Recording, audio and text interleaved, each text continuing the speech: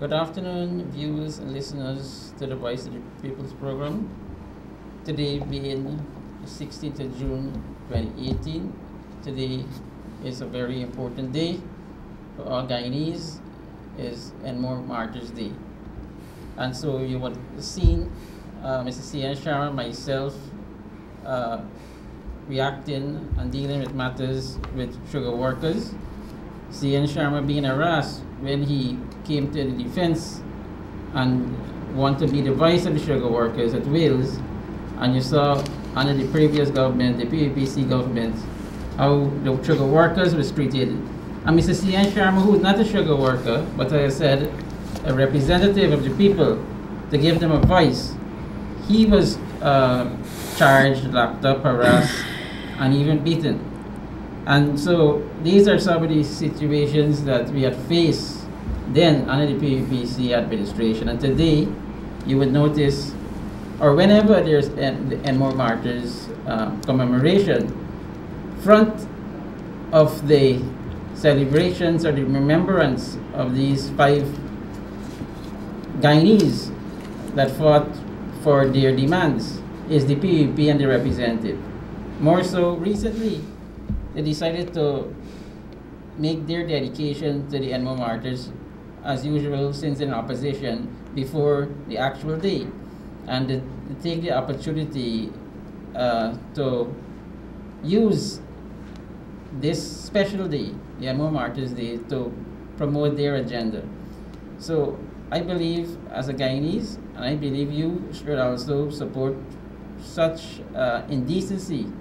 You should not support such indecency, like myself, not use an occasion like the Enmo Martyrs to motivate your supporters that they must react to the government in a particular way, giving them subliminal messages that they must react similarly like what happened 70 years ago, that fateful day, the 16th of June, 1948. So we could speak on that. We could speak on other issues. With me in the studio is Mr. Rahman, who's going to speak on issues that he would like to speak on. Local government is in the air. We are promoting that Guyanese, all Guyanese should get involved, especially the young men and women in this country. And so we could also speak about local government. The PPP is on record stating that the last local government election held in March of 2016, that they won 70% of the votes, and so they won a large percentage of the NDCs. And so a lot of persons were calling this program and they complain about issues in NDCs. So it gets me wondering, if they want that much NDC, why they're not doing the work to help those people in those communities, the NDCs, the suffering, a number of issues. So here they have the opportunity at a small level, the PPC that is, to do something for the people. They're not doing what they need to do. And so you want to know if they are the right persons that could contest the next general and regional election 2020 to do similar things to the people of this country. So these are the things that we could speak of, and many other things. Remember, I'm not taking private calls, and still only one line is working, and that is the 225-0008, I believe it is. That number is working, so I go straight to the lines, and then I will give Mr. Rahman a chance to make his contribution. Caller, you're there. Hello. A pleasant and a blessed good afternoon to you, Minister. Good afternoon. And Mr. Rahama. Good afternoon. Now, my take on the Mr. Jagdeo and his party is that they have been there for 23 years, not looking back, but they have done anything. And they are fighting now for position and places. What they have won, as you rightly said, with the NDC, what are they doing? They just want to fool the public together because the oil and all the goodness that has been happening now is on their mind. And Mr. Jagdeo is like a madman running wild. Thank you and have a blessed day. Okay, thank you. And so, Mr. Rahman, the opportunity to make your contribution. Minister, this government came into being, as you know, and the first thing it chose to do was to deepen the process of democracy. And that is the greatest thing that you can do, is to empower ordinary people. As you know, you gave them, the ordinary people, an opportunity to, under the new laws, which created the possibility of councillors standing in particular areas, that is in their constituency councillors and those who are on the PR list. And as you quite rightly said, Mr. Jagdeo keeps saying over and over again that they got 70% of the votes at the last local government elections. My experience is, given his policy of boycotts and sabotage, it works completely in counter with the amount of votes that he's talking about. Because if you get that amount of vote and you're controlling so much areas in the council and the municipalities, then the benefits of that should be reflected materially in the living conditions of the ordinary people. You also said that people call into this program and you can't make a distinction between what central government is supposed to do and what local government is supposed to do. And 90% of the times when people call here, those infractions, bad drainage irrigation, bad internal roads, places in that carpet not being cleaned and so on, all these things are supposed to be the work of the local authority, the NDCs and the regions, and they're not doing it. So the question is, if you get an opportunity, you have more than 70% of the total votes locally, and you're not able to manage those small areas, how are you going to manage central government? That is why on your desk we have 50 forensic audits, which shows the level of corruption and the level of maladministration in the last administration. You would recall that for 20 years we didn't have local government elections. And when people keep clamoring about Mr. Rohi, I remember distinctly saying that the people are not yet ready to actually manage their local authority. And on that, maybe he's right in the sense that now they were able to vote at the local government elections. They have controls. In some of these areas, you have more than 3/4 of the councillors are PPP councillors. In my area, 3/4 of them are PPP councillors. You'll be surprised of the level of corruption that goes on in these local authorities. I have a letter, which I will show you privately, of a senior councillor taking bribe from a person. This is what Mr. Jagdeo should be looking into law and order in this country, which we need to look into it. People think that they can drive how they like, they can say what they like, they can do what they like. Well, they used to do that, but they can't do it anymore. Now, you hear Mr. Jagger also talking about rigging of the election, that the elections are going to be rigged. The fact of the matter is that for 20 years, people in this country were denied the right to vote. During the Burnham time, we had people were able to vote, but that's not now history, because the votes were not counted at the polling stations. Here we have the last election, you know, you participated. The votes were counted at each polling station. Everybody were able to tally up to see how the votes were counted at each of these polling stations. And yet, Mr. Nandalal and Mr. Jagdeo are saying that the last election was rigged. There is a court action, you know, which has not come there. Mr. Rahman, everything you said, you have my support. And, you know, since 1992 elections, I don't think elections in this country could be questioned because, you know, we have always the presence of representative from local, if it's regional or international, that will view these elections and give a report on it. And so it is always scrutinized. So the process scrutinized. There are agents from political parties that will be at the various polling stations that will be part of the counting process. They will be given copies of the statement of polls, which they could be taken back to the party, so the party themselves could do their own tallying. So there's a number of mechanisms in the system to prevent any such rigging as the leader of the opposition, Dr. Barjaglio, want to insinuate. And so we would not promote that. We would not say these things are possible, because these mechanisms themselves was put in place under the PVC administration, unless they're saying they don't have faith in what they put into the system then. And now they are saying to us indirectly that they couldn't manipulate the system. And so I'm wondering, you know, Stephen obviously, he's supposed to get a seat in Parliament since he contested the elections then in 1997. Carla, welcome to the Voice of the People program. Yeah, good afternoon, Mr. Sharma. Good afternoon. Mr. Rama. Good afternoon, sir. Yeah, concerning the local government election, right? Mr. Rama? Yes, sir.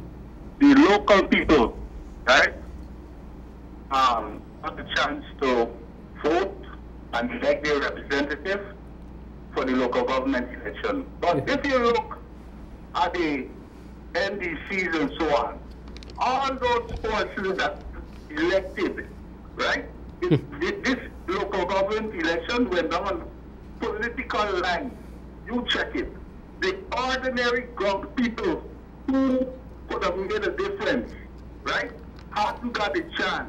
Look, the turnout alone was very low. And all these NDC, one side is PDP, one side is PNC supporters.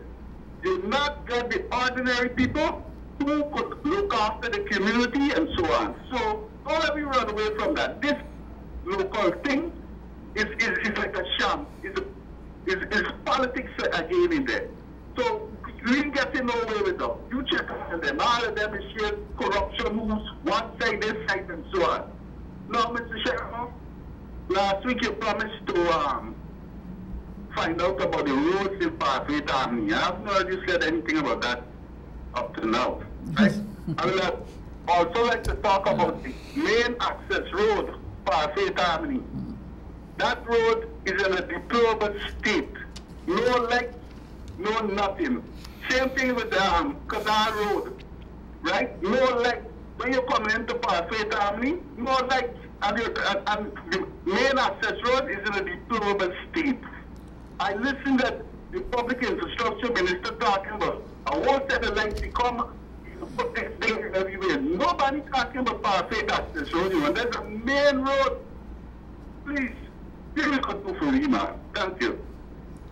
Okay, thank you, Carla. Carla, the program just commenced, and so I would not begin the program by answering your question, because I don't know if you commence watching, viewing, listening to the program. So I'm happy that you're listening, you're viewing the program, and so I'm going to respond to you. So your host is Jaipaul Sharma, MP, that is Member of Parliament and Minister of Government, and we have here Mr. Rahman of the Justicial Party. This is the Justicial Party program, and this is how the Justicial Party will speak to its supporters through the Voice of the People program. And so we don't just engage our supporters, we engage our Guyanese, because I believe if we need to monitor the success of this government or any government, we need such program. And so in areas that we are not doing well, we use this program to get feedbacks. So in relation to the caller and the road in Parfait Harmony indicated that a Minister of Government went into the area and said the road will be done. I did check it out. I checked with the RDC. The RDC indicated to me that it was not handed over. So the RDC, which is the Regional Democratic Council Region 3, cannot do work in the community. And so it doesn't cover under the rubric of NDC. So the NDC will not look at it. So now it should fall under the Ministry of Communities. However, if you could recall on this program, when Gaisuku had some issues with paying workers, I indicated that in discussion, I recommended that there was a lot of lands available at Gaisuku, and so the government took a decision to procure those lands. So, Central Housing and Planning Authority was asked to put $2 billion in advance towards those lands, those Gaisuku lands, so they could have lands for house lots. Now that $2 billion was given as an advance. Central Housing and Planning Authority is still in the process to acquire those lands. But what happened? All of those planned activities that wanted to do for communities, such as a bad road here, a drainage issue here and there in various communities, are still under their control, could not be done because now they give $2 billion. They didn't plan to give this $2 billion then, but just because Gaisuku was in crisis, we said there's the land available before Gaisuku sell this land to private persons. It's better Central Housing and Planning Authority get the first call, and so they advance this money. But this money that they had was to do what? Develop house lots for existing lands and to do maintenance of those communities that is yet to be handed over formally to the NDCs. So as a result, those and other activities was cut. As I said again, Gaisuku have a next issue. We have to pay the severance pay for the remainder of the 50%. I said in this program that various ministries, all the ministries will have to cut the budget. We discussed in this program also that the issue with increase in acquisition of fuel. That is gasoline, diesel, kerosene. These costs is increasing day by day. Every time a ship arrives in this country, it has a different cost, not lower, higher. And so we asked how it could be handled. You said reduce the excise tax. But as I said in the program, we need the excise tax so we could pay the workers. I said, look, so we have to come to a decision. Here again, Gaisuku is in a situation, ministries will have to make cuts. What do you think they're going to cut? They got to cut that road. They got to cut that bridge. They got to cut the health care. They got to cut the agriculture development projects. They have to cut the works program budget for infrastructure. And so each and every ministry will have to make a sacrifice. It means that the things that we had planned for you, the people, and for the various communities, the central government was promising in their budget will not be a reality. That is a reality. That is the reason I promote such programs, because I believe if you tell the people the truth of the situation, instead of people stand up against you or protest against you, that they will understand the reality in which we live, and they may say, may God be with you, government, because now we see what is happening. So I did check, is a promise I made, I did, and that was the result of my check. Carlo, in there. Hi, Mr. Jaipaul, good afternoon. Yes, good afternoon. I'm calling concerning the NDC here in Lusitania, East Coast, Zamorano, with the PPP Council and Chairman. They are so corrupted. Now I have to go to the High Court for the breaches and the violated building code out here in Montepore with my neighbor. They have a 30-feet concrete fence wall encroaching the airspace. The toilet pollution, they put in the toilet at the site permanently. And I went and now gone into the ministry and I want to Mr. Bolkan now to see what they're going to do. And then these relevant authority asking them, they deny and they're not doing anything about it. They're letting you to come in and look into these things. There's a lot of illegal stuff, they don't have no plan for these things. And PPP, councillor and chairman for the NDC in Lusitania, they tolerated it very, very corrupted up here, man. I'll ask you to come in and look into it, please. Good. Thank you. I'm happy you called. Let me explain. Government wants to decentralize its role in how it manages the affairs of the country. It decentralizes the level of a region, it decentralizes the level of communities through NDCs. I don't want to be as a minister going in there. It's not my portfolio. And even if it was my portfolio, I don't want to interfere with the operation. You know why? Because you elect them, you put them there. And I can't go and say I'm a minister, a special minister of finance, and tell the people in the NDC who are elected councillor how to do their job. If you think they're corrupted, there's avenue to treat with that. We even set up a local government commission. Yeah. And so if you have corrupt officers, corrupt council, carry it to them. If they're not doing the job, there's election this year, vote them out. That caller from, I think it was Perfect Harmony, that say the right people is not being placed in as councillors for the various local authority. That caller, although I like him, should educate himself better, because legislation that was put in place, that which we run with in the 2016 election, ensure for local government election that there's a mixed system. And so, first of all, any NDC, any municipality is divided 50-50. It means that if the council have 16 councillors, 8 will be elected on one basis and the next 8 on the other basis. So those two bases I'm speaking about is that one basis, the councillors can be elected through first past the post system.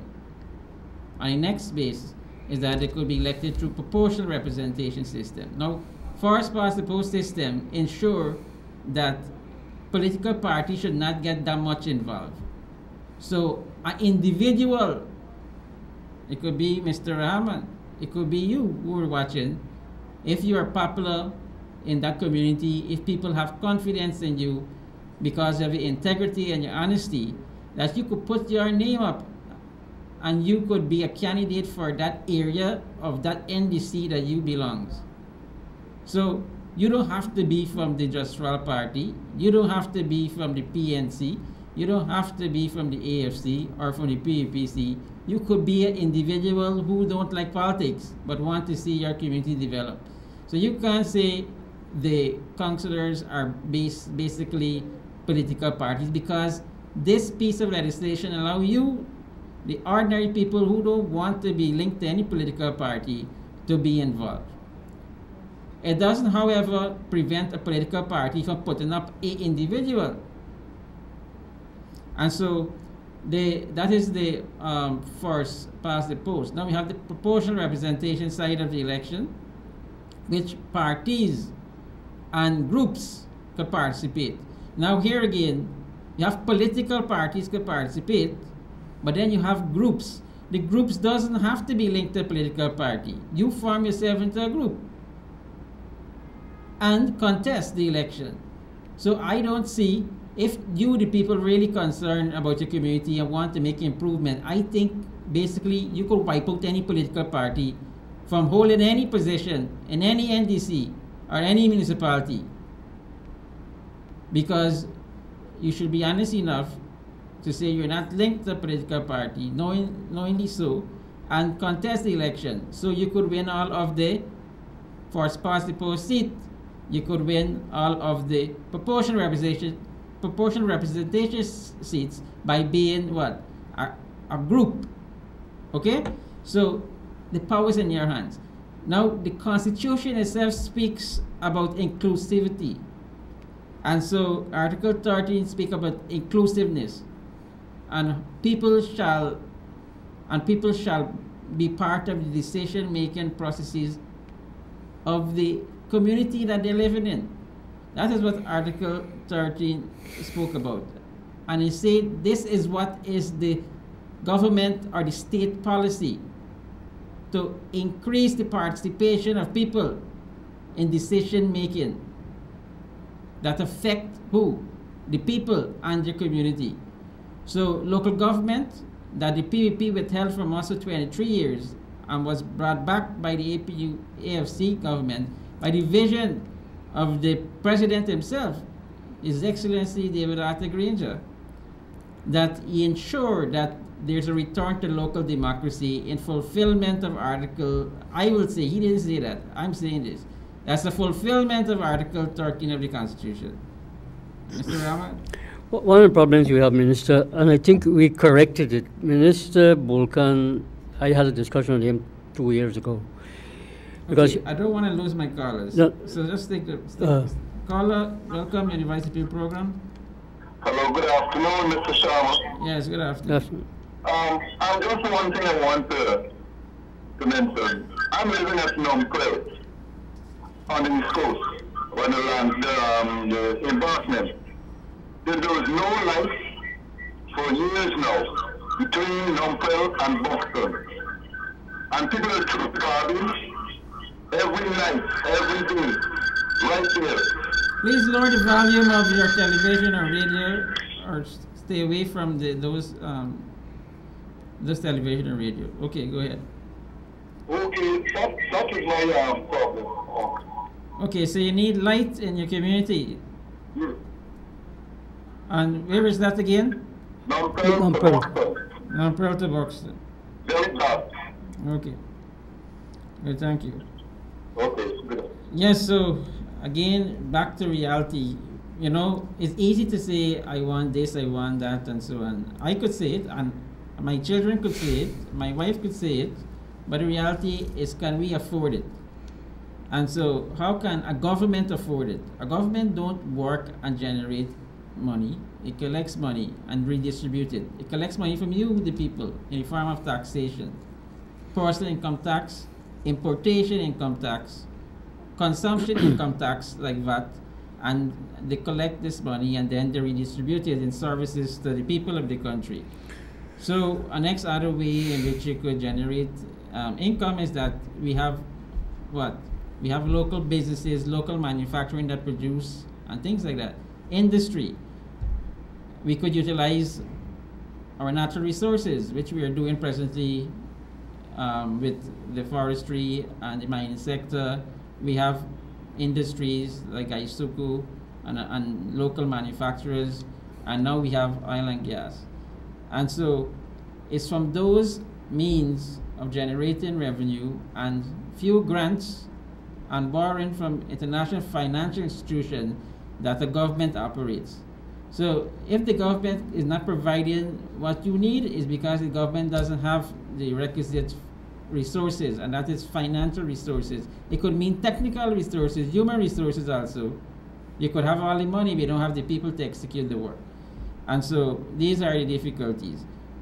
Once you ask for more, I don't want to say I want to tax you more, but that is maybe the reality. But we don't want to tax anybody anymore. And so we have to wait for development to occur. And so as the income stream increase, you could do more for the people. So the quick income stream, of course, is the forest oil coming 2020. But in the meantime, we have to ensure the other sectors are performing. And so we don't suffer from what they call the dot disease. So these are the reality. So yes, I would like to see to my government, Parfit, Harmony need lights. Canal number 1, Canal number 2 Polder need lights. Buxton, Collagen area need lights. Georgetown need lights. But of course, there is a program being rolled out right now with budget support again for the municipality of Georgetown, in which I think you would have heard from the town clerk of Georgetown that they will be rolling out projects in various constituency, in which the constituency MP proposed, not sorry MP, sorry I mixed, the constituency councillors proposed to the council, and so these activities will be rolled out shortly to a tune of $57 million, and so communities could benefit in terms of employment. So, Mr. Rahman, an interesting development in this, in the new laws, local government laws, you will know, is that this government encourages people with independent, they don't have to be attached to political parties. No, explain that already. Yes, and people need. I have international call. Let me take this call. It's an international call. Caller in there. This is George Correa calling from New York. Let me say a pleasant good day to you, Sankey, and everybody back home. It's a surprise hearing from you. Sankey's not here though. You know, I travel a lot, and when I call in a card, and you always got a policy you do not pick up unless you know the number. But my voice is very low in 87 countries. We saw your voice. 5 radio station and TV from America to Canada to England. Unfortunately, Guyanese people may not remember voices and only look about things. First, let me say one thing here today. I know the opposition is very much annoyed to see what the Apple government is doing. And I want to congratulate the president. He's the captain of that ship. He must say who he need in the engine room, the computer room, and who he need as election commissioner and even in the courthouse. So when he's back in Guyana, you know, he could approach us and we could discuss those personal issues. So we don't want to get personal, and I don't come here and talk my personal issues with you. I represent the people. Mr. Rahman don't say what is happening with him if we don't eat, who harassed him, which police may want to harass him and things like that. So yeah, we face these challenges, but we don't bring our personal issues on the program. We're here to help you out. You're not here to listen to our problem. And so Mr. Correa is welcome to Guyana to deal with his personal issues. As personal to him, we're dealing with issues that affect Guyanese at home in Guyana, in your communities. And so, on topics, like today is a very good day. It's not good in the sense that we should be celebrating, but it's good in the sense that is in Martyrs Day, a day that was recognized by guess who? LFS born himself by building that monument and dedicating it to the families, those fallen men, the 5 of them. And so why we can't speak about that? They made a tremendous sacrifice. I don't know when they went out there on that fateful day, and that's the 16th of June 1948, if they knew that they will be shot and eventually lose a life. All of them did not die in the spot. Some of them died during the course in the hospital. So things of that nature, you know, we speak about. And so I hope to see you there at Enmore Monument site there for the commemoration. I think it's 4 o'clock today, and I will be there. I was at the cemetery there where they had the literary service. I was there since 7 o'clock this morning, and I partake in that event. So, Mr. Rahman, Mr. Correa has a lot. I think the next overseas. He has a lot of grievance. He might be calling back again because he called back again because he travels. Like to keep my overseas callers waiting. Caller, you there? Yes, good afternoon again, Mr. Sharma. Okay, good afternoon. I'm from Parfait Afternoon. Oh, I like your explanation, right? Yes. But that is a political explanation. Which one? Which part of it? No, when you said that the monies were diverted to... That is the truth. That is the truth. Yeah, but listen to this though. Mr. David Hines, right, was on a program playing talk during this weekend. Yes. You know what he said? This government has to make priority, right? They're failing badly. They have to make what? Priority. The priority is correct, right? He said that since this government took office, the people, they haven't placed enough emphasis on the people. This government said that the people suffer for 23 years and all kind of things. What this government should have done is ease the people. We asking for an ease in Parfait Army. So you're telling me, Mr. Sharma, now, that we don't know when they're going to come and fix these roads. No, right? No, is what? Let me No. say to you though. Which when you say the government should ease its people, it means its supporters or the people of Guyana? The people in general he's talking about, Yeah, not but only the supporters. we have done that. We couldn't neglect the sugar workers for those communities that wanted the road. Could I ask Mr. Sharma, listen to this. You're the future finance minister. Yes. You just tell me about diverting the money to sugar and steel, right? I'm just we didn't just divert the money. We accomplished 2 things. Yes, the people had to get paid, and ministry communities need land. Okay, we understood that. to right? make houses. And so you already got a house lot, but you have problem with roads. How long those roads There's were bad? 25,000 persons that when we came in was on the list at communities waiting for house lots. Okay, okay. Okay, so they complain about road. They don't even have a place To live. How long those roads were in the state in which it is? Tell us. How many years now? No, I'm in this area about for 10 years, and the road was done earlier, like say about before 2 years. And then it started to break up, and since then, nothing has been done to it. Even to repair them, nothing at all. Right. So the last government did nothing to repair those roads. I'm saying, I indicated And- I will answer you, okay? But we will have to now relook at it. We had a meeting, the cabinet itself had a meeting with Central Housing Planning Authority, and I must say those workers there are dedicated to the people of this country, that they fought strongly for what they need, and what they need is more monies. But the more monies we cannot provide, because we have to provide for all the sector of this country, not just for housing and housing purposes Okay, and Mr. roads. Sharma, but So listen to this. so we're gonna Right, look right? we're gonna look back again at it, okay? We're gonna Okay. look back at so Parfaith Harmony is not the oldest community in Guyana. I It's understand not the all of that, oldest but listen to community this in the one Florida point District. before I go. Yeah. Right? You're saying that the Ministry of Infrastructure, they have to cut this money and all of that. I want you to I'm answer me honestly. saying I'm saying all of them will have to cut. Yeah, We'll but I have to want you cut. to answer me honestly. The Ministry of Infrastructure budget for 2018, Yes. do you think that that money that was budgeted for infrastructure, all of that money would be spent in 2018? Mr. Sharma, are you serious? Yes. Matter of You tell fact, me all the infrastructure money will be spent in matter of fact, 2018? they will need more.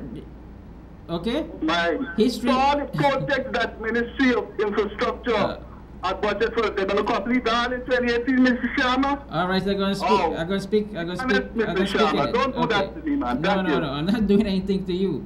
But this is why we have this program, and you want to know how we operate. And so before I have a one-on-one with you, come and visit me in the office, right? So listen. We will have, the cabinet probably will reach with the public secretaries and the ministers to get a feeling of how they're performing with the public sector investment program, the PSIP. That's the program I guess you're referring to. When that results will be out, because we will not hide it, we're going to say, yes, infrastructure is 6 months in a year and probably the 30%. This scholar is following us keenly, and I love him for that. Because what he's saying, if we are 10% or 50%, but we halfway of the year, we're not at 50%, then he's questioning if we could spend the money at December. Because the last time the money was And not so, spent. yes, it will be spent.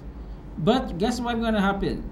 The contracts will be entered into, okay? And so The you, work will you done. have that locked off there. So those work actually will be done in the coming year. So yes, it will be spent. Yes, And sir. so the ministries have open to them, if they can't spend the money, they could reprogram the money. And so guess what?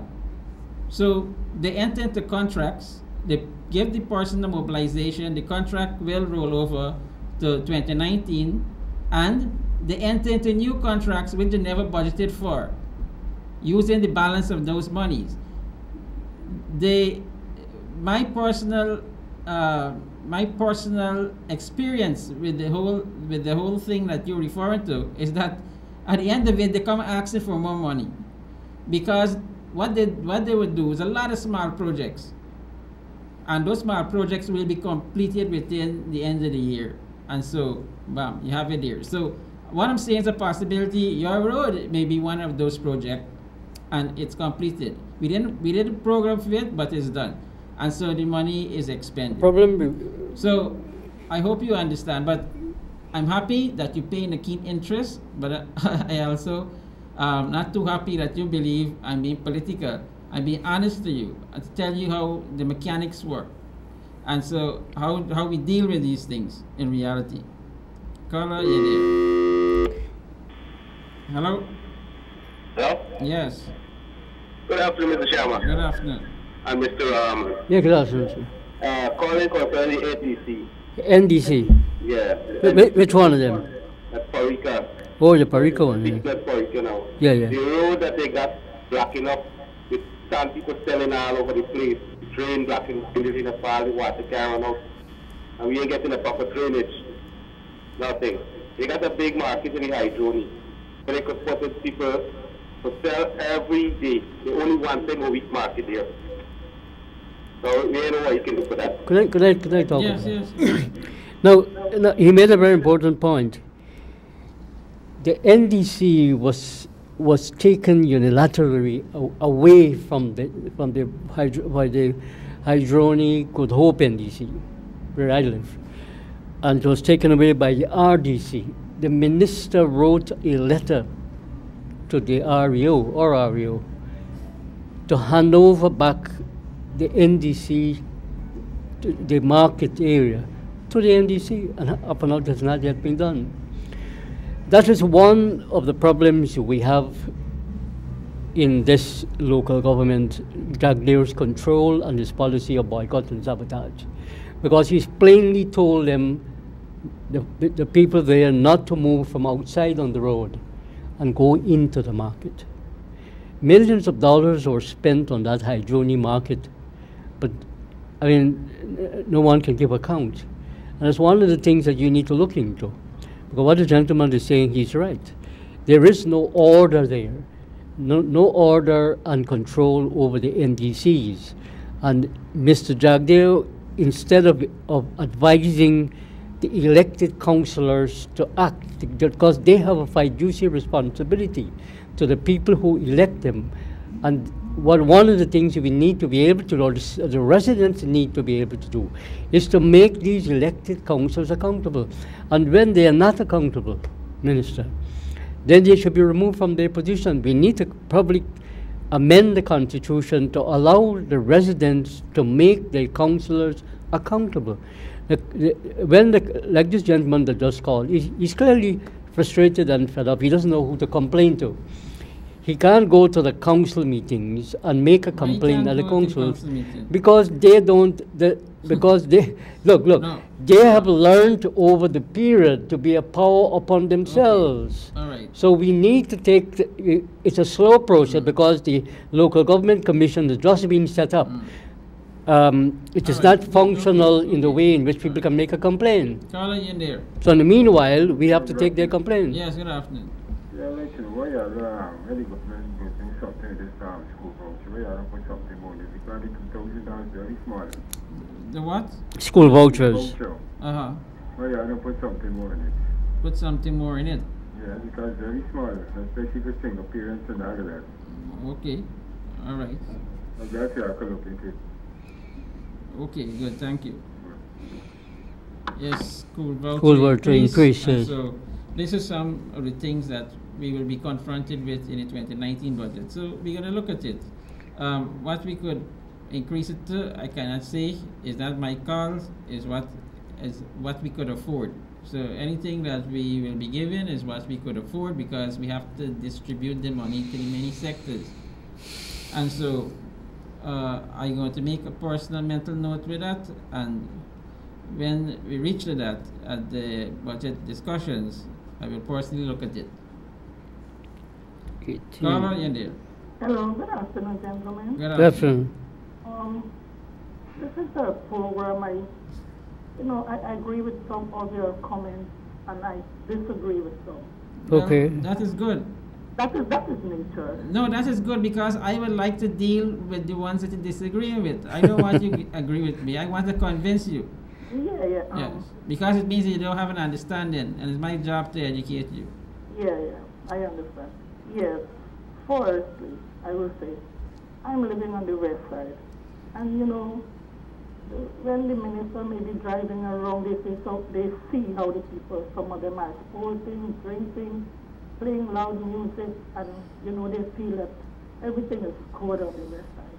But I'm living here all my life, and I can tell you, things is not that good. Another thing, my street is broken up. Where is that? Which area? This is Sapit Good Intent area. Good intent? Yeah. The street is very, very, very bad. And the senior people them is finding very hard to use the street. But you know, before when the street got so broken up, the NDC would normally send some crusher runner and fill up the holes. Okay, but for the past, I think about 3 years or 4 years now, no crusher runner for the road. And the potholes are so huge, like big pan you can go and bathe in. But we have to live with it. We are trying with it. The story. You are saying that government has limited resources. You are the finance minister. You are not. You are in the financing department. And what I'm listening at, you said there is limited resource for government to give the people more money or to do anything else for the people. But the ministers them did not know that there is not enough money for them to raise their salary as soon as they get in there. Look, I'm not no politician. I don't care. I care about who rule the country. And at times I feel that I know that the government don't put food on our table. We have to work for it, despite whoever is the government. Understand? And I am saying, why, if they went in and find limited resource, why did they raise their salary? Why did they raise their salary when the hospital is not getting enough medication? I am at the clinic at Georgia. When you go there, you get only prescriptions.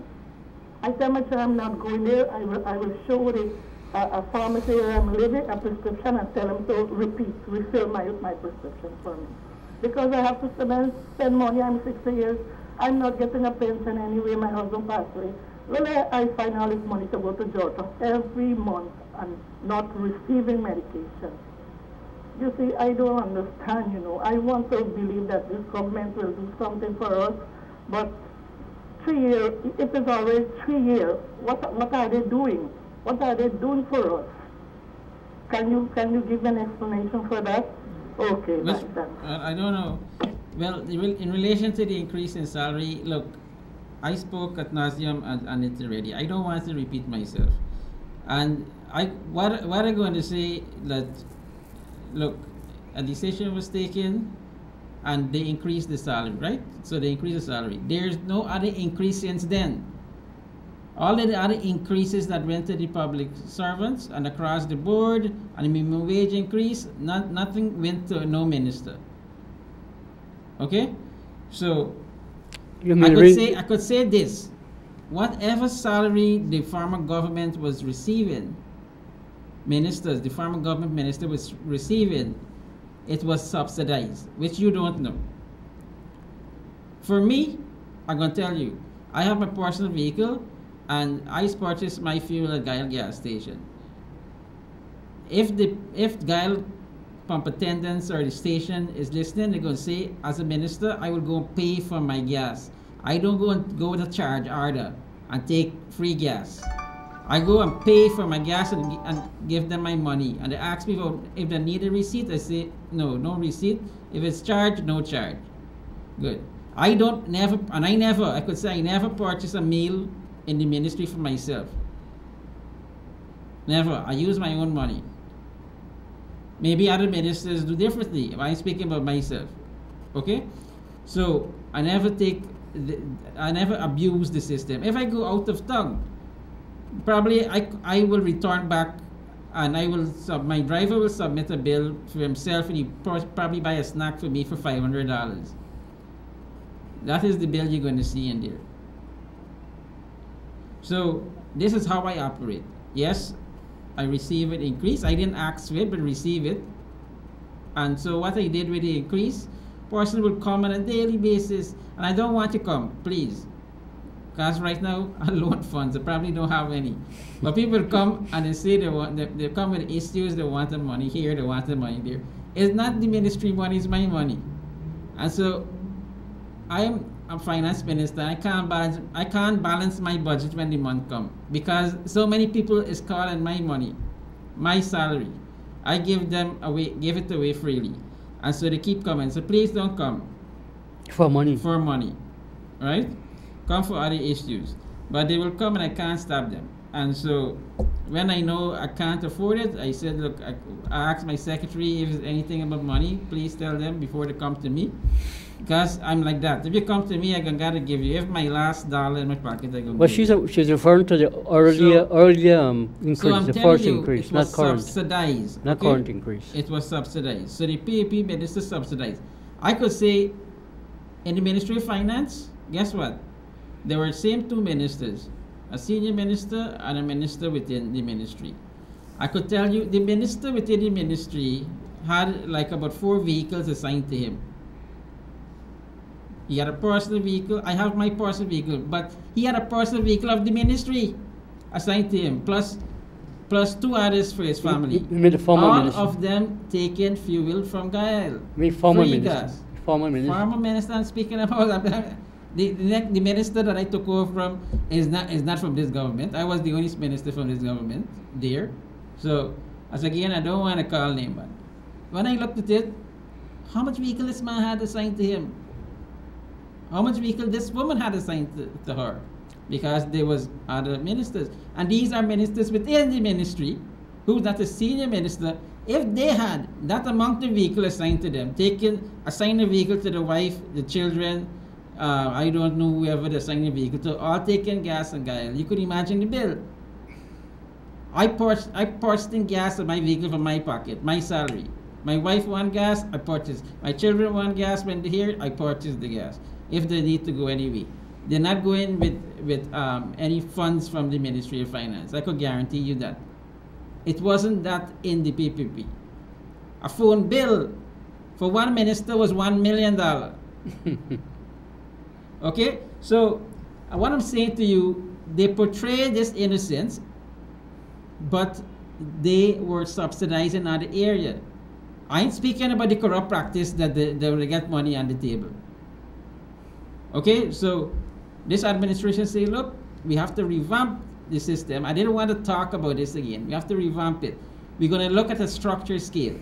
So this administration came in, we came in and we had no experience. We had 2 ministers with experience. That's the Prime Minister, the Honorable Nagamutu, and the Foreign Affairs Minister, Carl Greenwich, Honorable Carl Greenwich. Those were the 2 persons with ministers' experience. So, because we had a coalition government, and we have to learn how to work. We have to learn how to operate as a government. If I didn't have a position in the coalition, how would I know how a government would operate? Today I could say, I could go out in the next election 2020 and say, here, I'm your candidate, I'm your presidential candidate because I have experience. If I came to you in 2020 without no experience, would you have any faith in me? So we have to build capacity. 23 years, the PVP took up all of that. They never gave anyone an opportunity to be a part of anything. So you have to build capacity. So you had a structure, you had a president, you had a prime minister, first vice president. You have a second vice president, third and a fourth vice president. You have senior ministers, you have ministers within ministry, and so you couldn't give all of them one same salary. And so they review how we're going to salary scale to paying them. We have the Attorney General, who is not in none of our category. He had to get a special salary. It's not we put it there. The PEP had a special salary for Nandalal and all of those Attorney Generals. Higher than the president. And so we had to get the structure. And so because we had to get the structure, and of course the structure got to start from the bottom, which is my designation, a minister within, senior minister, we have to go to vice president, then we have to go to attorney general, then we got to go to prime minister and the president. So graduate upwards. And as I said, it's not subsidized. We're not supposed to go into the ministry and take the ministry funds and spend it on our own purpose. Yes. Your call there. I didn't get the call, but let me guess. I guess it's an overseas call. Call in there. Hello.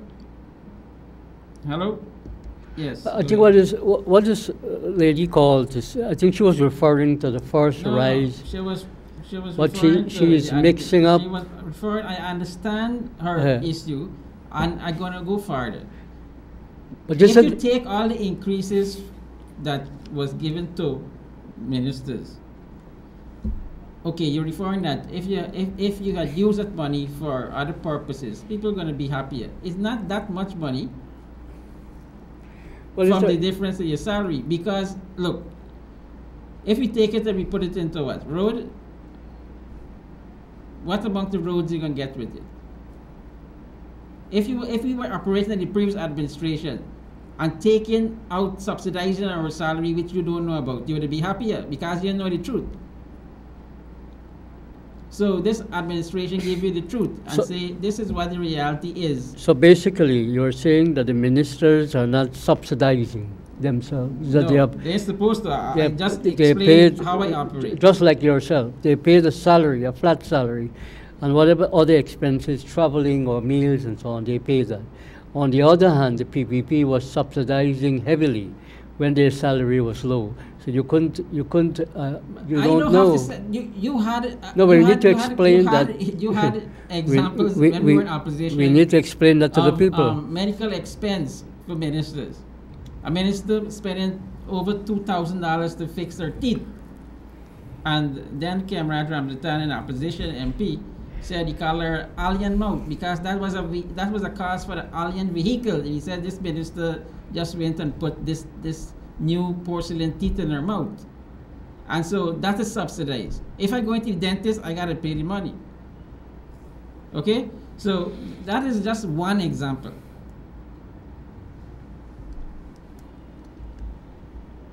Caller in there. Good afternoon, Mr. Sharma. Yes. I'm Rahman. Yes, I just want to bring it to your attention. I'm a resident of Washington. Falcon. You hear? Mm-hmm. And the water treatment plant they have here, the water treatment plant, the claim they have here, Yeah. there's huge amount of pigeons that fly here and mess in the water treatment plant. And I want you to find out, when last did they have chlorine to treat in that water plant? And the water is very low. Secondly, the NDC chairman is not doing anything. We have a huge practice in November. I wrote the minister and the NDC, they come and they visit hanging over trees, need to be trimmed, and it's not being trimmed. And it's affecting me tremendously. I want them to get the acts together and do what they're supposed to be doing. But this water is a very serious thing.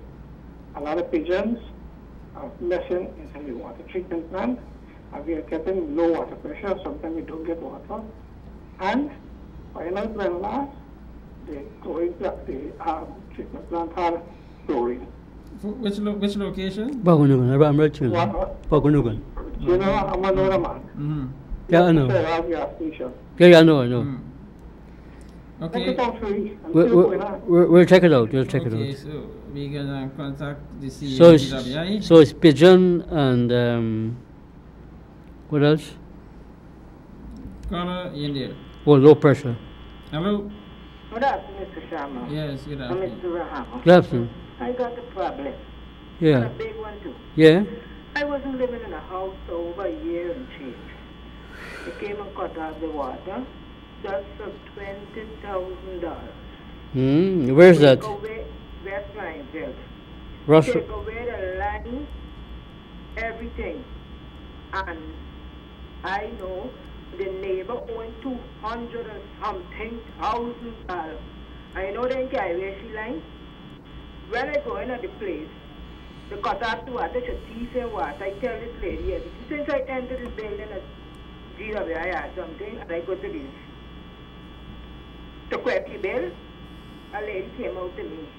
I don't know if she's the supervisor or what. And I tell the little guy that I want any place, and I pay off the bill, everything. And he said, you're owing $21,000 or something, and you got to pay $16,000 more to, because the line was carried away and everything. I said, $16,000 you got to pay, and the line carried away for $21,000. So reconnection fee? We could actually take take away the line, everything, so I had a lady coming from somewhere and say, yes, you have to pay. She ain't letting me a hearing. You got to pay that $16,000 to get back the line. I said, but I weren't in the place, and I pay half the bill. I had to check for the neighbor and see how much she on y'all in Guyana where she lines. She line getting cut, was getting cut all the time. And she line in Guyana. I living in this place only for $21,000 a year in Guyana, me line. Okay, must call us later and give us your telephone number. And just listen to me because it's been hard to me. $21,000. Call us later on and give us your telephone number. Not a problem. This thing was the place again. Just lend me a next hearing. Now to come, we are living now. The meter. And the meter come now $8,000 or something a month. Now I don't have a car wash here. I have nothing. I don't even be home. And it's $8,000 somebody a month. Come one person can't be paying all of them things and people doing things. They're seeing people doing things. It's unfair. It's unfair. This waterworks place need a lot of pulling up. Okay. So you reported these matters? If you report it? You report that your neighbor stealing water? Yes, illegal connection? Yes, yes. You reported that? Action was taken? Action was taken? Huh? Action was taken? Yeah. Okay. How about your matter? You want us to follow it up? Yes, sure, but I don't pay for it to go. I'm back away. It doesn't matter. You call us after the program and give us your number. Please, the number? Yeah, give us your number. Which number? Call the same number? Your number, and then I'll follow it up and call you back. My number? Call us after the program, yes, and give us your number.